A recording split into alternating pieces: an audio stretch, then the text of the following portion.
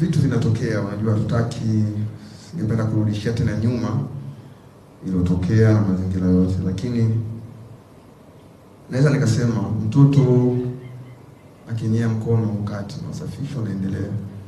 Kauli yangu ni ile ya mwanzo, sisi ndio wasanii wenu wa Tanzania. Kunawezekana kuna watu wengine wakupokea hiyo kauli inavyotakiwa, kuna wengine nini, lakini hole no, nadhani tumeshapita huko, kurudi tena nyuma inakuwa nini. Kikubwa ni kwamba tusapotiane sana. Na nadhani mtu yoyote ambaye amejifunza kwa njia yoyote kwenye situation kama ile, nadhani atakuwa tayari amejifunza.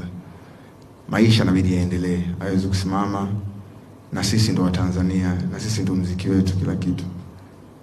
Kwa hiyo hata ukisema unachukia, lakini kuna vitu vingi ambavyo tunakuwa tunani, huwezi kujua kupitia muziki vitu gani vinaweza vikatokea. Afrimu wanapokuja hapa kufanya awards, trust me, kuna ajira nyingi sana zitatokea za kazi. Inawezekana wewe uko unamponda huyo msanii kwenye social media, wakija Afrima ukapata kazi ya udereva, ukapata hela. Unaweza kuja Afrima ukapata kazi tenda ya kupika chakula, anything. So kwa kupitia huyo msanii ukimsupport, na tunapozidi kuwa wakubwa, fursa nyingi zinakuja nchini. Kuna mambo mengi yanakuwa yanaendelea. Technically hata wewe unaweza kukufikia kwenye huo mzunguko. So naweza kusema kwa swali lako, mimi naamini sisi ni binadamu na vitu vinatokea. Mashabiki ambao bado wanaishi hawezi kutusupport, they have to think twice, kwa sababu kama nilivyosema, vitu vinatokea na mambo yanaendelea. Mashabiki wanaotusupport tunashukuru sana.